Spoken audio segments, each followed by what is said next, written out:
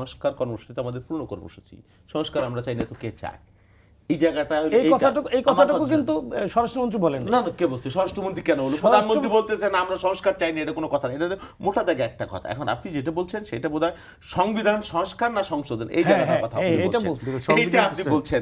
শোনেন, সংবিধান সংস্কার হোক বা সংশোধন হোক, বিষয়টা হলো সংশোধনের দিকে কেন রাজি না আমি সেটা খোলাসা করে বলি যে এটা পরবর্তী যে কোনো পার্লামেন্ট ভোট মেজরিটিতে এটা বাতিল করে দিতে পারে, সেই তো কথা। তাহলে আমি যদি এমনভাবে সংশোধন করতে, আইন করে সংশোধন করতে পারি যে ভবিষ্যতে আর কেউ সেটা বাতিল করতে পারবে না, সেই পথ তো সংবিধানের মধ্যে আছে, তাহলে আপনার আপত্তির জায়গাটা কি?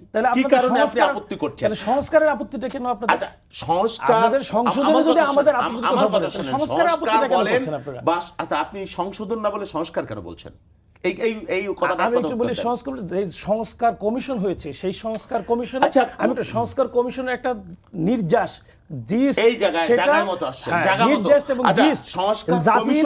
জাতির কাছে উপস্থাপিত হয়ে সেটা ভোটে বাস্তবে রূপান্তরিত থেকে আসলো। এই জায়গায় একমত হয়েছে। আমার কথা শুনেন, জনগণ বুঝে শুনে এখানে যে 4টা প্রশ্নের উত্তর দিয়ে কথা তো শুনতে হবে। সংস্কার যে কমিশন হইলো, তারা যে জুলাই সনদ করলো, সেখানে তো নোট অফ ডিসেন্ট ছিল। তা আপনার সংস্কার কমিশন চূড়ান্ত রিপোর্টে সেটা নাই কেন? এটা তো জাতির সাথে স্পষ্ট প্রতারণা।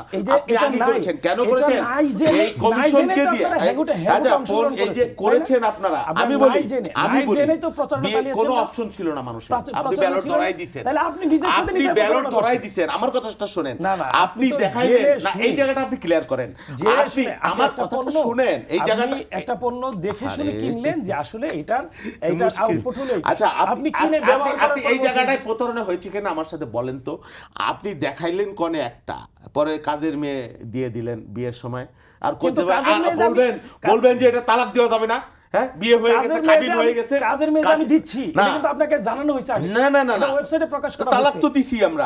আমার কথা শুনেন, তখন আমি তালাক দেই নাই। প্রশ্নগুলো আগেই বলা হয়েছে। তখন তালাক দেই নাই, কারণ তখন পরিবেশ প্রেক্ষাপট ছিল না। আমার যখন সুযোগ হয়েছে তখন আমি দিয়ে দিছি। আপনি এটা নিয়ে কেন ডিবেট করছেন? কিছু বিষয় তো আমার কথা শুনেন, নোট অফ ডিসেন্ট বলেন, যাই বলেন, সব সেটা কই গেল? চূড়ান্ত হওয়ার চূড়ান্ত কে করেছে? চূড়ান্ত হওয়ার পরে কিন্তু গণভোট। ভাই, আমি তো এটা রাজি হই না।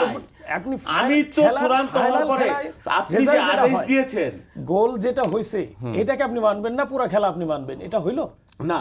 আমি মানবো, আমরা সমস্ত রাজনৈতিক দল বসে যে চার্টারে সই করেছি জাতির সামনে, ওইটা মানবো। গুপচি আদেশ মানবো না। এই চার্টার গুপচি আদেশ মানবো না। চার্টারকে সামনে রেখে কিন্তু গণভোট হয়েছে।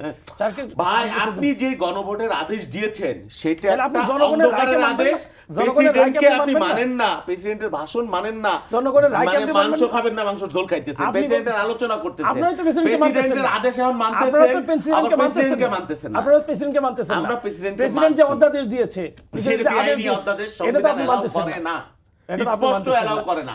আমার কথা হলো, আপনি সংবিধান যেটা আপনার বিরুদ্ধে যাচ্ছে, আমি জুলাই চার্টারে যেটা আপনার মত হচ্ছে না, আপনি জুলাই চার্টারে আসেন, জুলাই চার্টারে আপনি আসেন না, এটা আপনি বলতেছেন যে জুলাই চার্টারে কেন আসতে চান না? সমস্যাটা কোথায়? জুলাই চার্টার কি সংস্কার না? আমি তো জুলাই চার্টারে এসেই গণভোট। কোথায় জুলাই চার্টারে এসে? জুলাই চার্টারে একটা গণভোটে আছে? জুলাই চার্টারে আমি যে নোট অফ ডিসেন্ট দিলাম, আপনি যে নোট অফ ডিসেন্ট ওইটা গেল কই? যিনি খেলোয়াড় ছিলেন তিনি তো আগে দেখাইছেন আপনাকে, নোট অফ ডিসেন্ট দেখাইলে বৈধ হয়ে গেল। দেখাইলে বৈধ হয়ে গেল। আপনি আমরা যেটা ঐক্যমত্য হইলাম, সকলে মিলে ঐক্যমত্য হইছি। একজন না, আমি একা হইনি, আপনি ঐক্যমত্য হইছেন। আপনি সেই জায়গাটা নাই কেন?